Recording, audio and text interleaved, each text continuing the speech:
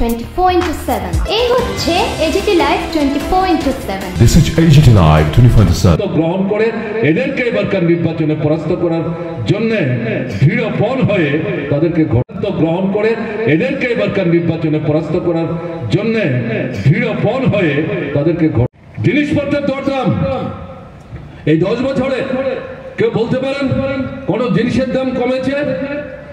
প্রত্যেকটা জিনিসের দাম প্রতিনিয়ত বেড়েই চলছে। মুদ্রাস্ফীতি হচ্ছে, টাকার দাম কমছে, মানুষের আয় নাই, উপার্জন নাই, হাতে পয়সা নাই, বাজারে কিনতে যেতে পারছেন না, তার চাহিদা আছে, কেনবার ক্ষমতা নাই, ক্রয় ক্ষমতা নিচের দিকে চলে গেছে। স্বাভাবিক কারণে এই চাহিদা যেখানে টান ধরছে, কলে কারখানায় নতুন করে উৎপাদনের প্রশ্ন আসছে না, কারখানা বন্ধ হচ্ছে, শ্রমিক ছাঁটাই হচ্ছে। আমি যে কথা আগে বলছিলাম, কর্মরতরা যদি কাজ হারান, নতুন ছেলে মেয়ে আপনি হাত পেটা খেয়ে যাদেরকে কলেজ স্কুল পাস করিয়ে বসিয়ে রেখেছেন, চাকরি পাবে, আয় করবে, উপার্জন করবে, আপনাকে দেখবে, তারা কোথায় চাকরি পাবে? নতুন কলকারখানা। এই প্রধানমন্ত্রী 14 লোকসভা নির্বাচনে জয়যুক্ত হওয়ার পর কি স্লোগান দিয়েছিলেন?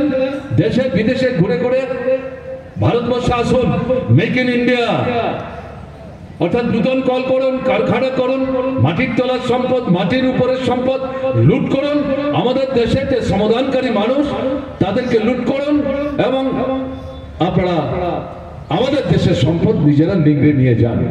এত কিছু বলার পরেও এই 10 বছরে ভারতবর্ষে পৃথিবীর অন্য কোন রাষ্ট্র থেকে কারা এসে কয়টা কল কারখানা এই ভারতবর্ষে তারা স্থাপন করেছেন কেউ দেখাতে পারবেন? বরং কলকারখানা একটার পর একটা বন্ধ হয়ে যাচ্ছে।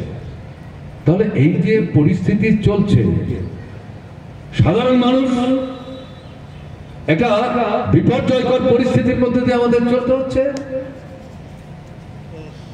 কালোবাজার, বেআইনি মজুতদারি, অল্প কিছু লোক বাজারটাকে নিয়ন্ত্রণ করছেন, তাদের বিরুদ্ধে কি কেন্দ্রের সরকার কি বিজেপি শাসিত রাজ্যের সরকার তারা কোনো ভূমিকা গ্রহণ করছে না।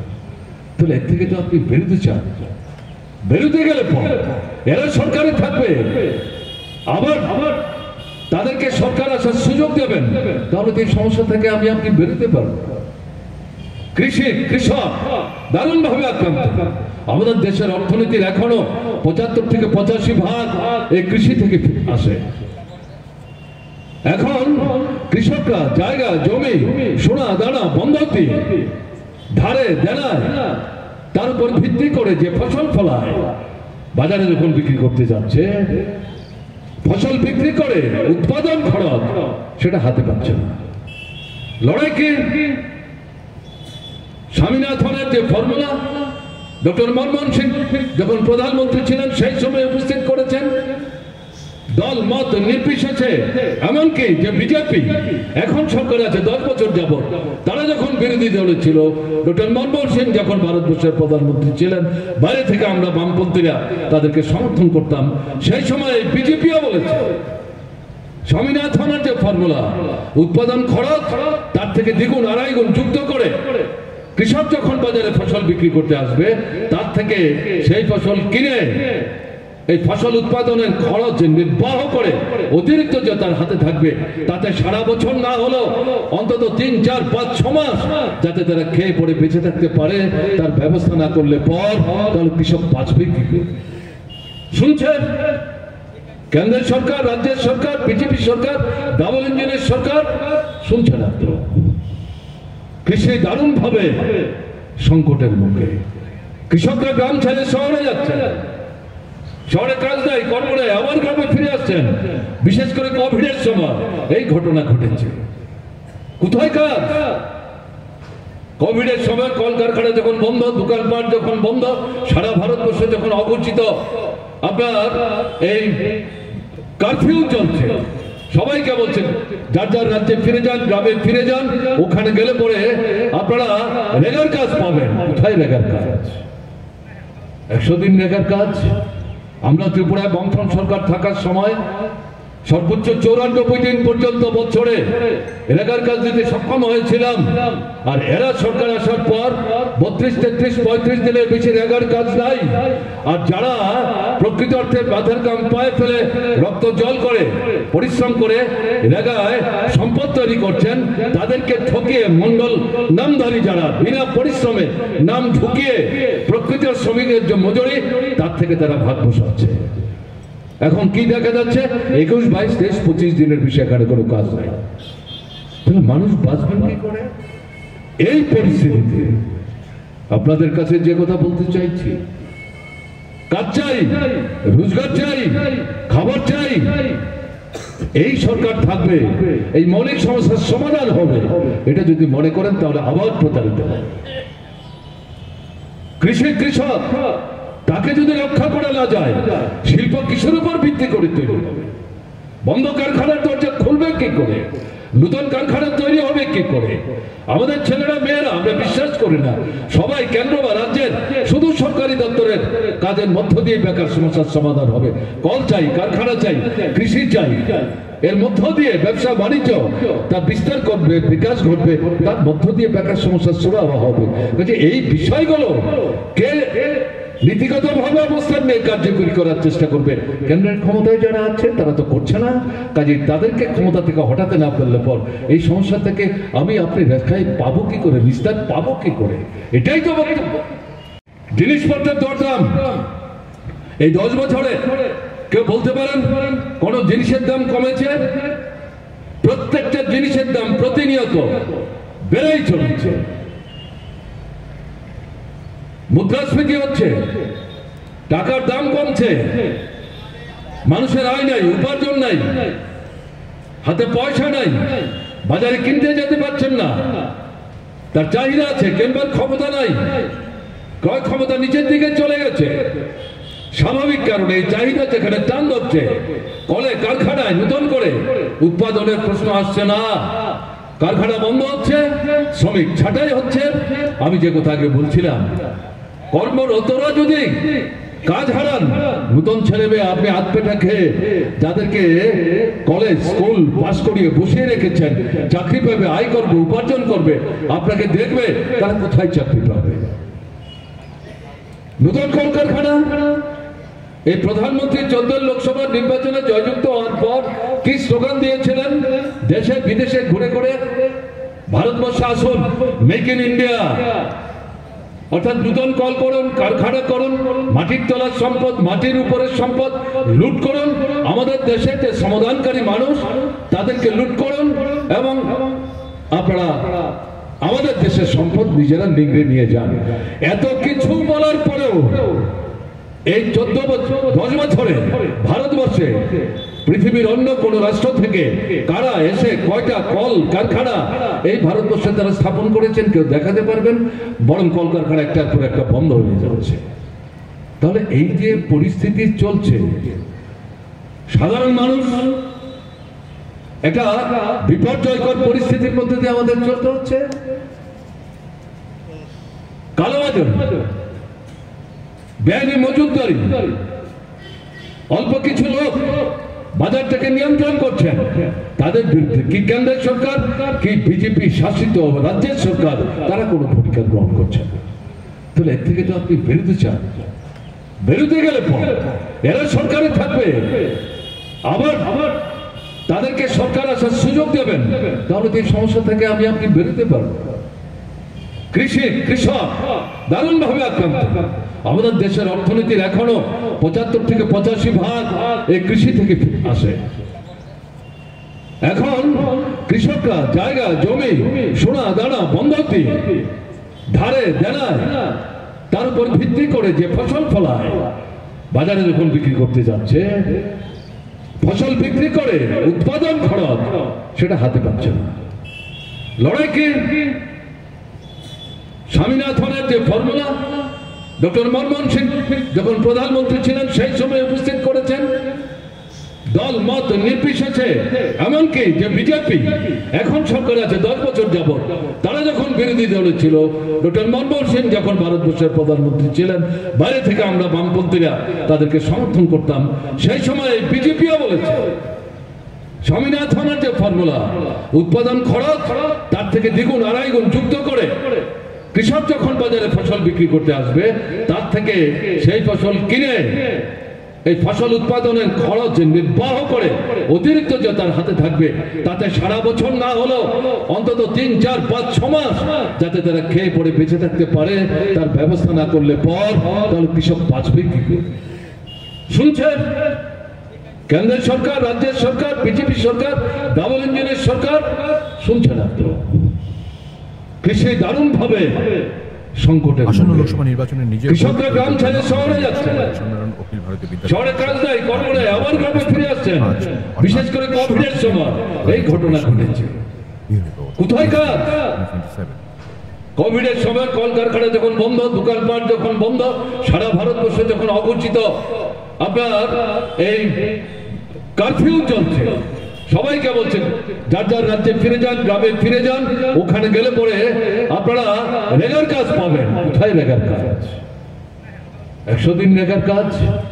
আমরা ত্রিপুরায় বামফ্রন্ট সরকার থাকার সময় সর্বোচ্চ 94 দিন পর্যন্ত বছরে রেগার কাজ দিতে সক্ষম হয়েছিলাম। আর এরা সরকার আসার পর 32, 33, 35 দিনের বেশি রেগার কাজ নাই।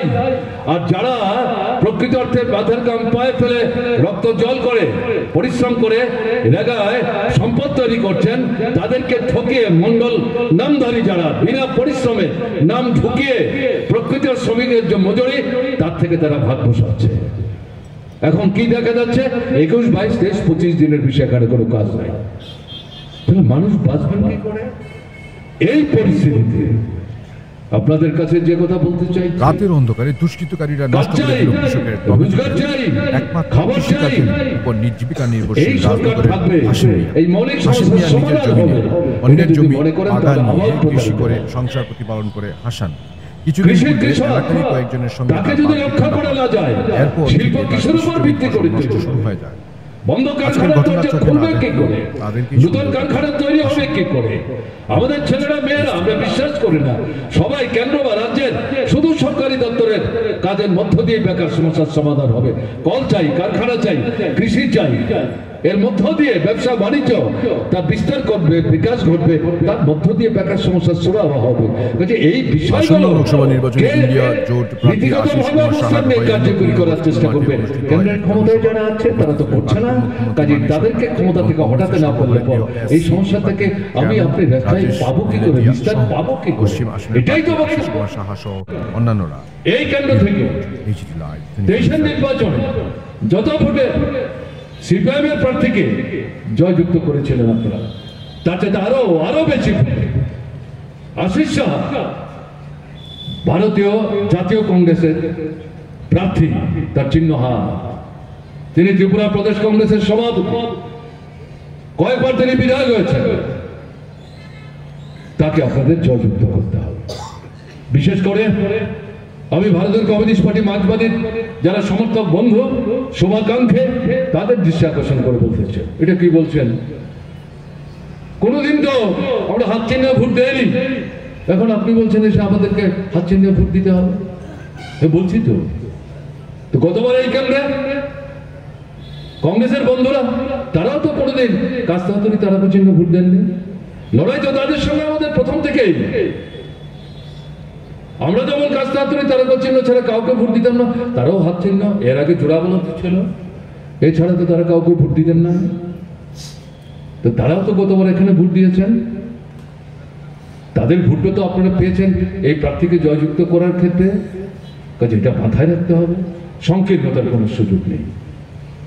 লড়াইটাকে দেশের যে দুশ্মনী করছে, জনগণের স্বার্থের পরিপন্থী যে ভূমিকা নিচ্ছে, দেশকে যারা সর্বনাশের অতলে নিয়ে যাওয়ার চেষ্টা করছে, তাদেরকে পরাস্ত করতে হবে।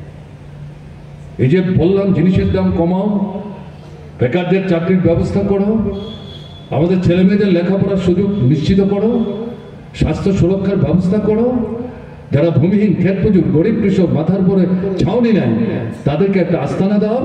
এই যে দাবিগুলো, এই দাবি নিয়ে যে লড়াই করবেন, সংগ্রাম করবেন, যে অধিকার সংবিধানের মধ্যে আমাদের দিয়েছে 1950-এর 26শে জানুয়ারি যে সংবিধান ভারতবর্ষে লাগু হয়েছে, এই সংবিধানটাকেই তো ধ্বংস করে ফেলবার চেষ্টা করছে এই বিজেপি সরকার। মনোবাদী দৃষ্টিভঙ্গি নিয়ে তারা নতুন সংবিধান তৈরি করবার ষড়যন্ত্র আসছে। যে মনোবাদের মূল কথা হচ্ছে মহিলারা ঘরে গৃহবন্দী থাকবে, তারা সন্তানের জন্ম দেবে, আর শুধু রান্না বান্না করবে, ঘর নিকাবে, উঠোন নিকাবে, বাইরে যাওয়ার অধিকার নাই। তাদের আবার অধিকার কি? আর গরিব মানুষ, বিশেষ করে উপজাতি, তফসিলি, সংখ্যালঘু, এদেরকে তো মানুষ বলেই তারা মনে করে। এটাই মনোবাদের বক্তব্য। নূতন যে সংবিধান, আমাদের যে বর্তমান সংবিধানকে ধ্বংস করে তারা তৈরি করবার গোপনে গোপনে ষড়যন্ত্র করছে। এরকম সংবিধান তৈরি করতে পারলে ভারতবর্ষ থাকবে সর্বনাশ হয়ে যাবে। এই সংবিধান যদি না থাকে, গণতান্ত্রিক অধিকার এর মধ্যে যা সন্নিবিষ্ট হয়েছে, সংবিধান না থাকলে এই অধিকারগুলো ধ্বংস হবে। এই অধিকারগুলো ধ্বংস হলে পরে আমরা মানুষের মধ্যে বেঁচে পড়তে থাকবার জন্য যে লড়াইটা করতে চাইছে, সেই লড়াইয়ের অধিকারই তো হাতছাড়া হয়ে যাবে। কাজে বুঝতে হবে, বেঁচে পড়তে থাকার লড়াই আর সংবিধান রক্ষার লড়াই সমার্থক। বেঁচে পড়তে থাকার লড়াই, সংবিধান রক্ষা করার লড়াই, দেশ রক্ষা করার লড়াই সমার্থক। এটা বুঝতে হবে। নির্বাচন প্রহসনে পরিণত করছে বিজেপি সরকার। ইলেকশনে পরাস্ত হচ্ছে, সরকার হাতছাড়া হয়ে যাচ্ছে, অথবা বিরোধীদের থেকে সরকার আসবার চেষ্টা করেছে, আসতে পারেনি। ওই যে ইলেকশন বন্ডের নামে সংবিধান বিরোধী কালা আইন তৈরি করে বড় বড় পুঁজিপতি যারা দেশকে ট্যাক্স ফাঁকি দেয়, কালো টাকার পাহাড় তৈরি করে দেশের টাকা দেশকে না দিয়ে বিদেশে নিয়ে যায়, অন্য নামে ব্যাংকে অ্যাকাউন্ট খুলে এদের কাছ থেকে টাকা নিয়ে তাদের নিজেদের দলের তহবিল তারা স্ফীত করছে। হিসাব বেরিয়েছে 500 পৃষ্ঠার দলিল, তার থেকে দেখা যাচ্ছে এ পর্যন্ত 19-এর পর থেকে এই আপনার ইলেকশন বন্ডের নামে যত টাকা স্টেট ব্যাংক অফ ইন্ডিয়ার মাধ্যমে বিভিন্ন দলের হাতে গেছে, তার মধ্যে শুধু বিজেপি 48 থেকে 52 ভাগ টাকা পেয়েছে। এই টাকা খরচ করে মাসুল মেনদের যেমন ভোটের সময় ব্যবহার করে বাহিনী হিসাবে, ভোটের পর ভুলে যায়, ঠিক তেমনি অন্য দলের এমএলএ এমপি এদেরকে বাজারে লাখ উমরের মতো কেনাবেচা করে এরা সরকারে টিকে থাকতে চায় অথবা সরকারে আসতে চায়। কোথায় আপনার নির্বাচনের নিরপেক্ষতা? নির্বাচন কমিশন আইন পাল্টে ফেলেছে। চিফ জাস্টিস অফ ইন্ডিয়া তাকে বাদ দিয়ে প্রধানমন্ত্রীর পছন্দের লোককে ঢুকে, প্রধানমন্ত্রী এবং তার পছন্দের মন্ত্রিসভার সদস্য এরা দুজন, আর বিরোধী দলের যিনি নেতা পার্লামেন্টের তিনি একজন, 3 জন। ভিন্নমত হলে এরা দুজনই প্রধান, এরা দুজনই সংখ্যাগরিষ্ঠ। এরা যাদেরকে পাঠাবে তাদের নামের পক্ষে তো রাষ্ট্রপতি স্বাক্ষর করবেন, তারা ইলেকশন কমিশন, তাদের হাতে এখন ইলেকশন কমিশন। প্রশ্ন উঠেছে, এই নির্বাচন কমিশন নিরপেক্ষ দৃষ্টি নিয়ে আপনাদের সামনে বক্তৃতা করে গেছি। আমাদের প্রার্থীর চেহারা আমি চিনতাম না, নাম আমি জানতাম। আজকে যিনি সভায় সভাপতিত্ব করছিলেন তিনিও এখনো বক্তৃতা করেছেন। অনেকদিন পর তার সাথে এই মঞ্চে এসে আবার যোগাযোগ। সেই সময় এই মাঠে দাঁড়িয়েই তো আমরা আবেদন করেছিলাম এই কেন্দ্রের ভোটারদের কাছে। 5 বছরের অভিজ্ঞতা কি? যারা ভেবেছিলেন আরো ভালো থাকবো, ডাবল ইঞ্জিনের সরকার, বামফ্রন্ট সরকার ভালো করেছে, আরো ভালো করতে চাই, কেন্দ্রের সরকার সাহায্য করে না, কাজে কেন্দ্র বিজেপি, রাজ্য বিজেপি বলছে তো ডাবল ইঞ্জিন, কোন সমস্যার সমাধান সেখানে অপরিত থাকবে না। তাহলে দিয়ে একবার দেখে না, আমরা এই 5 বছরের অভিজ্ঞতা মানুষের কাছে সংক্ষিপ্ত পরিসরে উপস্থিত করে বলছিলাম। আপনারাই তো কপাল থাপড়ে বলেছেন 1-1.5 বছরের ব্যবধানে কি সর্বনাশ করলাম। হাঁসের পেটে কত ডিম, প্রতিদিন একটা দেয়, তাতে মনতুষ্টি হয় না। হাতের পেট কেটেছেন, অনেক ডিম পাবেন, তাতে একটা ডিমও না, দুটো হাঁসটাকেই খুন করা হয়েছে। এই উপলব্ধি মানুষের হয়েছে। এই যে উপলব্ধি, তার উপর দাঁড়িয়ে এই সরকারটাকে ক্ষমতাচ্যুত করুন। নূতন পরিমণ্ডলে আমরা বামফ্রন্ট সরকার তৈরি করে এই কথাও বলেন, কারণ তখন তো আমরা অবিজেপি রাজনৈতিক দলগুলিকে একসাথে নিয়ে বামফ্রন্টের উদ্যোগে এই সরকারটাকে ক্ষমতাচ্যুত করবার স্লোগান দিয়ে এগিয়ে যাচ্ছিলাম। কেন আমরা সেখানে গিয়ে বলবো শুধু আমরাই বামফ্রন্ট সরকার তৈরি করবো? আমরা বলিনি তো, এখানে দাঁড়িয়েও বলি। নিশ্চয়ই আমাদের গুরুত্বপূর্ণ ভূমিকা থাকবে। হ্যাঁ, এটা তো ঘটনা। 60 আসনের মধ্যে 47 আসন আমরা লড়াই করেছি। কংগ্রেসের বন্ধুরা 13টা আসনে লড়াই করেছেন। 46-এ সরাসরি বামপন্থী ফ্রন্ট। একটা আসন রামনগর 7 একজন নির্দল প্রার্থী দাঁড়িয়েছিলেন, তাকে আমরা সমর্থন করেছি। এটা তো ঘটনা। কাজে এই জায়গায় দাঁড়িয়ে ভোটের যে ফল তাতে কি দেখা গেল? 18 নির্বাচনে বিজেপি 51 ভাগ ভোট পেলেন। কোথেকে আসলো তো ভোট? এর আগের নির্বাচনে বিজেপির ভোট কত ছিল? শতকরা 5 ভাগের নিচে ছিল। তো 5 বছরের ব্যবধানে তাদের 51 ভাগ ভোট কোথেকে আসলো? আকাশপুরে মাটিপুরে তো ভোট আসে না। অভিজ্ঞতা আমরা কি দেখলাম? যে বন্ধুরা 18 আগের নির্বাচনে 42-43 ভাগ ভোট পেলেন, তাদের ভোট 2.5 ভাগ হয়ে গেল।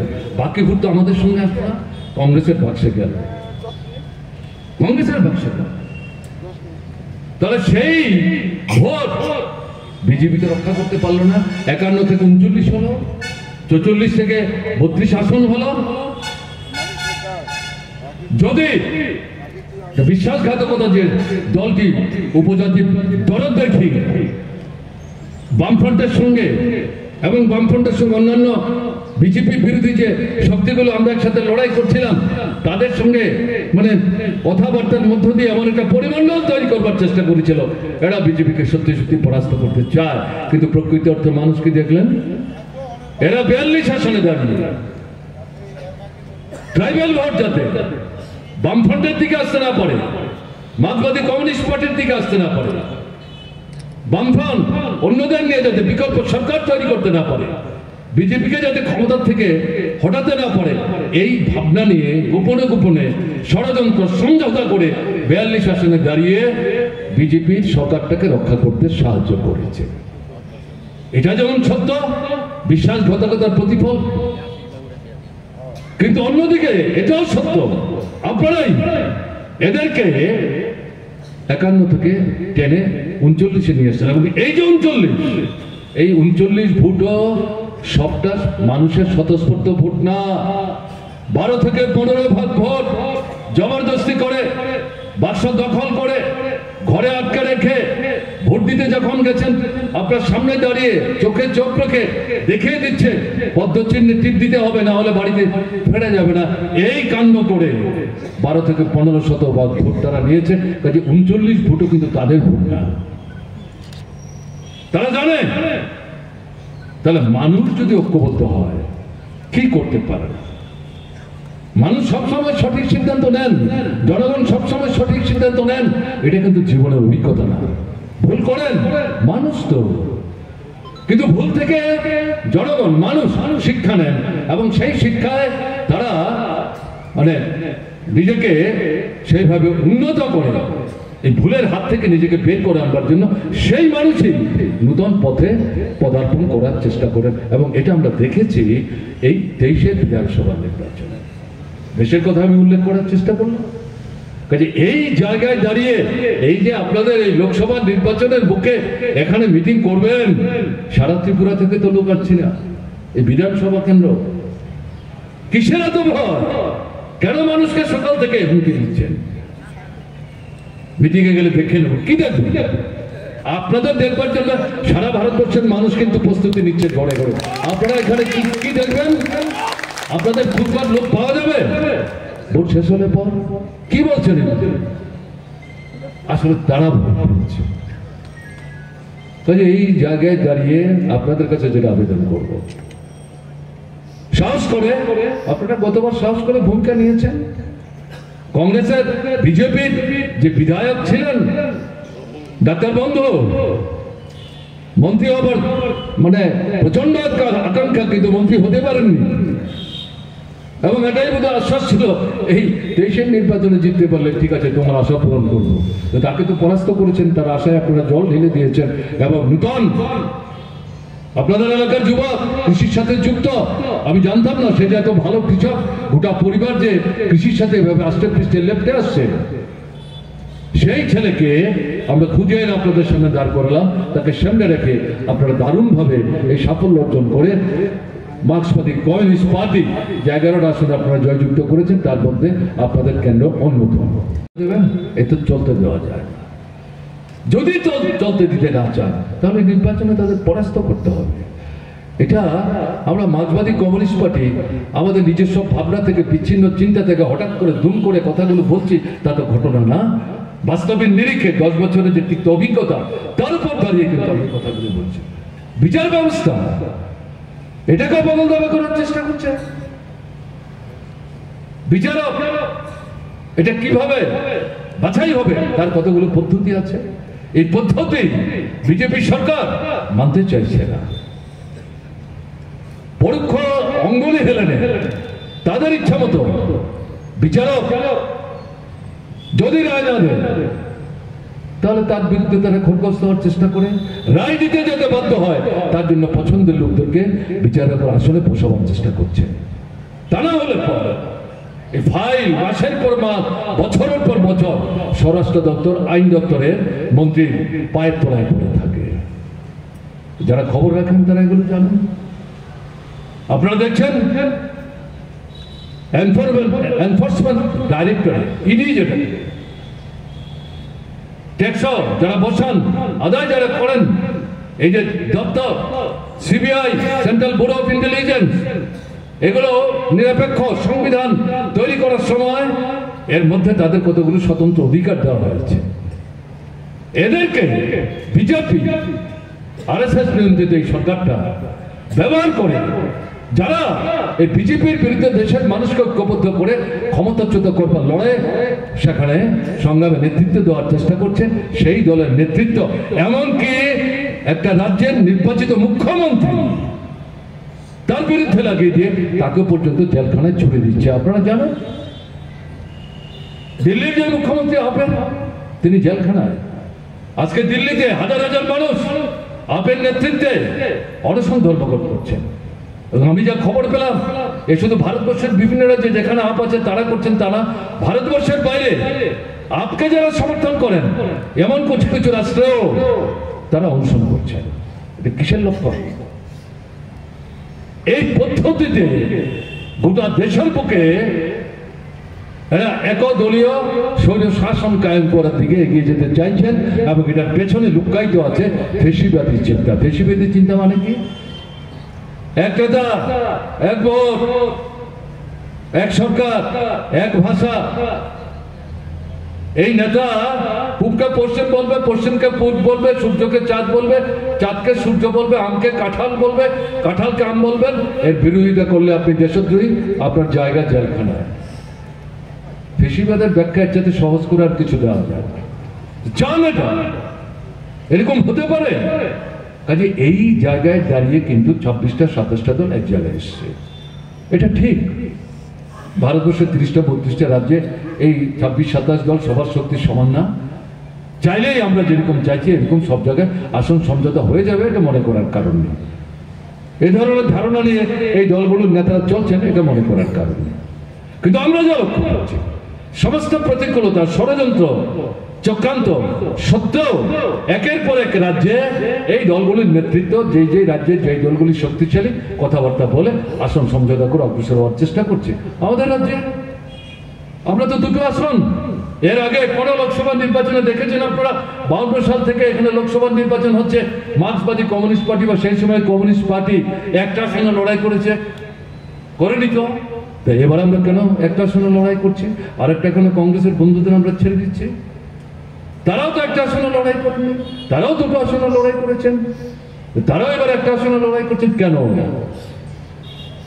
মূল্য শত্রু, জনগণের দুশ্মন, দেশের যারা ক্ষতি করছে, ফেসিবাদী ব্যবস্থা কায়েম করার চেষ্টা করছে, সবকিছু ধ্বংস করে দিয়ে তাদেরকে কোনো মতেই জিততে দেওয়া যাবে না। তাদেরকে পরাস্ত করতে গেলে পর আমাদের ত্রিপুরার এই 2টো লোকসভা আসন, এই ইন্ডিয়া যে মঞ্চ, এই মঞ্চের প্রার্থীদের জয় করে আমাদের কাছে সেই জায়গায় দাঁড়িয়ে আমরা বলছি, এই যে কেন্দ্র, এই কেন্দ্রে ভারতীয় জাতীয় কংগ্রেসের যিনি প্রার্থী, হাত চিহ্নে তাকে ভোট দিতে হবে। ভারতের কমিউনিস্ট পার্টি, মার্ক্সবাদীর যারা সভ্য সমর্থক সংগঠক, কোনো দ্বিধাদ্বন্দ্বের মধ্যে সেখানে নিজেকে জড়িয়ে রাখতে চলবে না। এখনো যারা ঘরে বসে আছেন বেরিয়ে আসুন, মানুষের মধ্যে যান, মানুষকে বুঝান কেন এই সিদ্ধান্ত নিতে হলো। সারা ভারতবর্ষের যে প্রেক্ষাপট আমি সংক্ষেপে আপনাদের সামনে তুলবার চেষ্টা করলাম, এই পরিস্থিতিতে ভিন্ন কোনো রাস্তা নেই। অতীতেও হয়েছে, ওই ৭৭ লোকসভা নির্বাচন থেকে শুরু করে বারবার বারবার বারবার আজকের পরিস্থিতিতেও ওই পরিস্থিতির চাইতেও খারাপ পরিস্থিতি। কাজে এখানে দাঁড়িয়ে ঘরে বসে থাকার সময় নেই। সংঘবদ্ধ হোক, ঘরে ঘরে যান, মানুষকে বুঝান। শুধু গেলাম, হাজির করলাম, আমাদের প্রার্থী এই হচ্ছে চিহ্ন, ভোট দেবেন বলে চলে আসলাম, এটা চলবে না। যান, বসুন, কথা বলুন। তাদের জিজ্ঞাসা থাকতে পারে, ক্ষোভ থাকতে পারে, বিক্ষোভ থাকতে পারে। আপনি গেলে আপনি বামফ্রন্টের লোক, আপনি এসছেন, ঠিক আছে, ভালো হয়েছে। আপনারা ছিলেন এতদিন সরকারে, অনেক কিছুর জন্য গিয়েছিলাম, একটা দুটো হয়েছে, বাকিগুলি হলো না। শুনলে নিলে আমাদের কথা, আমাদের ঘরে একটা ছেলেরও চাকরি হলো না। তো জিজ্ঞেস করুন বিনয়ের সাথে, তা আমরা তো নাই, আমাদের তো পরাস্ত করেছেন, শিক্ষা দিয়েছেন দুবার, তা এখন কি আপনার ছেলের চাকরি হয়েছে, ঘরের টাকা পেয়েছেন? বলে না, পেলাম না। তো তাহলে এটা ধরে বসে থাকবেন? শাস্তি তো দেওয়ার দিয়েছেন আমাদেরকে। হ্যাঁ, আমরা পারিনি তো সবাইকে চাকরি দিতে। সবার মাথায় ধীরে ধীরে আমরা ঘর দেওয়ার ব্যবস্থা করছিলাম। আমরা যে তালিকা তৈরি করে দেওয়ার কাজ আরম্ভ করেছি, সেই টাকায় তো তারা এখন ভাত বসাচ্ছে। আপনারাই বলছেন আরএসএস নিয়ন্ত্রিত বিজেপি 10 বছর যাবৎ দেশ শাসন করছে, তৃতীয়বারের জন্য, অর্থাৎ আরো 5 বছরের জন্য। এরা আবার সরকার তৈরি করবার জন্য মানুষের কাছে ভোট চাইছে। সরকারের থেকে যারা ভোট চায় তাদের প্রথম প্রধান মৌলিক নৈতিক দায়িত্ব হচ্ছে এর আগের বার যে প্রতিশ্রুতি দিয়ে তারা ভোট পেয়ে সরকার এসছেন, সেই প্রতিশ্রুতি কতটা তারা রূপায়ণ করলেন। যদি সবটা রূপায়ণ করতে না পারে, কেন পারলেন না, সমস্যাটা কোথায় ছিল, সেটা সবিস্তারে ব্যাখ্যা করবেন। তার থেকে উত্তরণের জন্য আবার যদি নির্বাচিত হন, কি পথ পন্থা প্রকরণ আপনারা অনুসরণ করবেন সেটা উপস্থিত করবেন।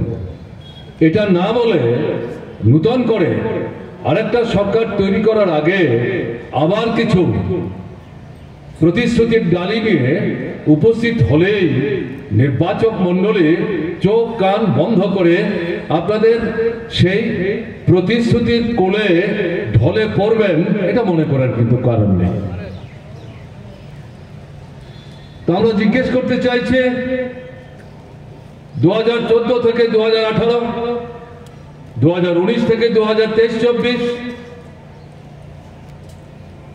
2014-তে যে প্রতিশ্রুতি দিয়েছিলেন, 2019-এর লোকসভা নির্বাচনের সময় প্রধানমন্ত্রী 2-3বার ত্রিপুরা এসেছিলেন, দেশের বিভিন্ন রাজ্যে ঘুরেছেন।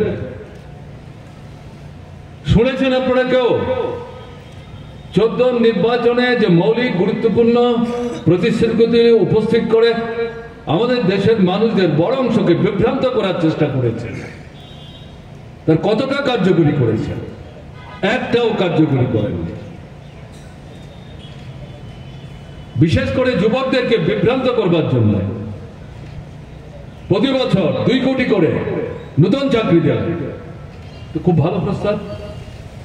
আমাদের যুব বন্ধুরা উদ্বেলিত হয়েছিলেন।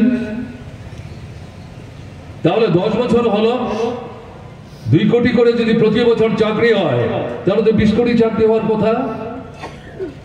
কয় কোটি ছেলে মেয়ের কাজ হচ্ছে, চাকরি কোথায়? সারা দেশে নিয়মিত চাকরি বন্ধ হয়ে গেছে।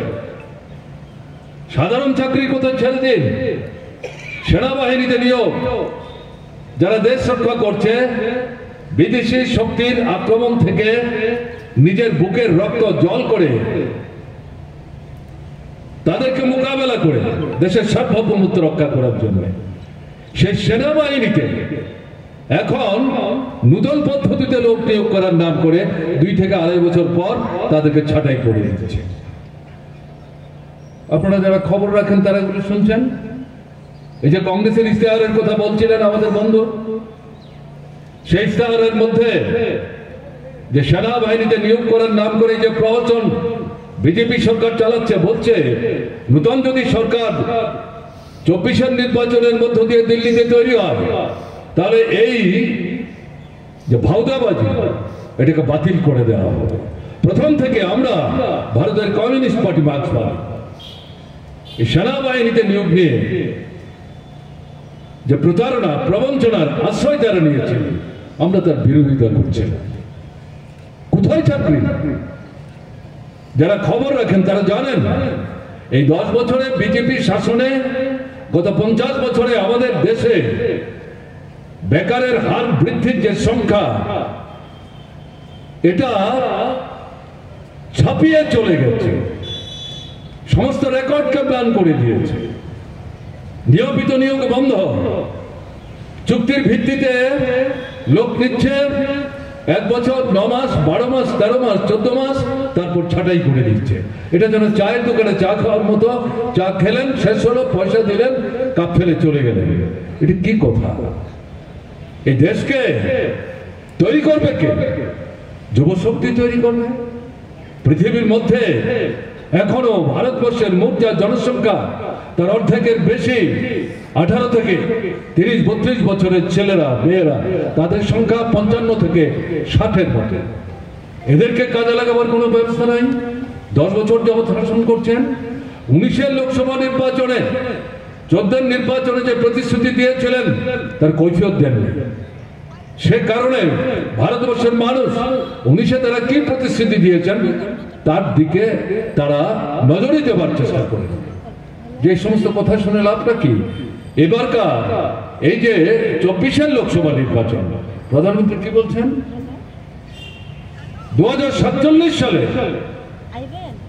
স্বাধীনতা লাভের 100 বছরের ব্যবধানে ভারতবর্ষের চেহারাটা কিরকম হবে সেটা এবারকার নির্বাচনে জিততে পারলে পর জুন জুলাইতে কেন্দ্রে যে পূর্ণাঙ্গ বাজেট হবে সেই বাজেটের মধ্যে নাকি তিনি তার সমস্ত ছবি এঁকে দেবেন।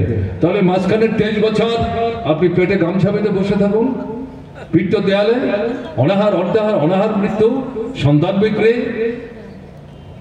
এবং অনাহারের হাত থেকে বাঁচবার জন্য গোটা পরিবার বিষ খেয়ে আত্মহত্যা করছে, ফাঁসিতে ঝুলে আত্মহত্যা করছে, খবর নাই। লক্ষ লক্ষ কৃষক, পুরুষ মহিলা নির্বিশেষে তারা আত্মহত্যা করছেন, মৃত্যুর কোলে ঢলে পড়ছেন, তার কোনো খবর নাই।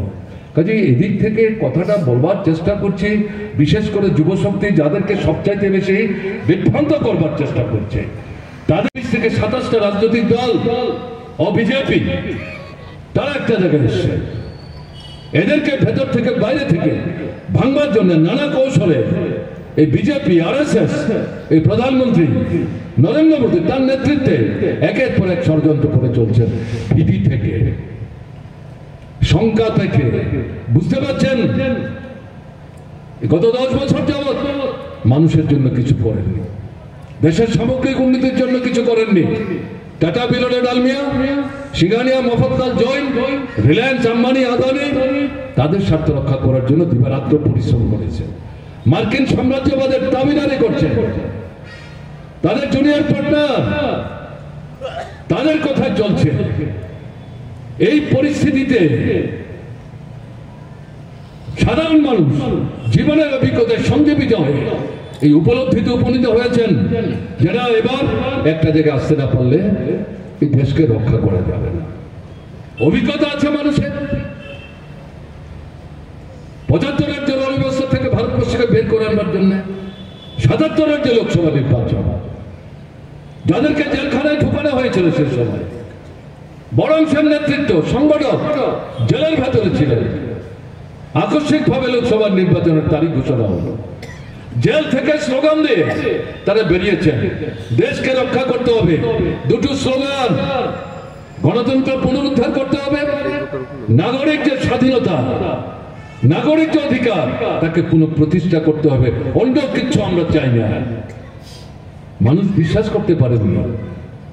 এই জেল থেকে বেরিয়ে এসে তারাই স্লোগান দিচ্ছে, হবে নাকি, পারা যাবে নাকি, গোটা ভারতবর্ষে জেলখানা। আমার তো এখনো মনে আছে, পুলিশ ধরতে পারেনি, 19 মাস পালিয়ে বেরিয়েছে। কেন পালিয়েছে? জেলখানায় যাওয়ার জন্য পালানো না, পার্টিটাকে রক্ষা করতে হবে, মানুষের সমস্যা থেকে মানুষকে বের করে আনবার জন্য এর মধ্যে সাহস দিতে হবে। ছাত্রদের, যুবকদের, মায়েদের, বোনেদের, শ্রমিকদের, কৃষকদের এই লুকিয়ে লুকিয়ে এই কাজ কিন্তু সেদিন আমাদের করতে হয়েছে। যাই হোক, সেই মানুষ ৭৭-এর লোকসভা নির্বাচনে নতুন সরকার তৈরি করলেন, মোরারজি ভাই, পরবর্তী সময়ে ভিপি সিং, এইচডি দেবেগৌড়া, আইকে গুজরাল, ডক্টর মনমোহন সিং, কাদেরকে বারবার পরাস্ত করে কেন্দ্রীয় সরকারগুলি তৈরি করেছিল বিভিন্ন রাজনৈতিক দল, বিজেপি, আরএসএস, বিশ্ব হিন্দু পরিষদ, এদেরকে বারবার পরাস্ত করে এদেরকে কিন্তু সরকার পরিচালনার সুযোগ করে দিয়েছিল। এই যে অভিজ্ঞতা, এই অভিজ্ঞতাই 24-এর লোকসভা নির্বাচনের আগে 26-27 পার্টিকে একটা জায়গায় এনেছে। আমি আজকে পত্রিকা পড়ছিলাম, তাতে দেখছি বিহারে গতকাল নতুন আরেকটা দল যুক্ত হয়েছে,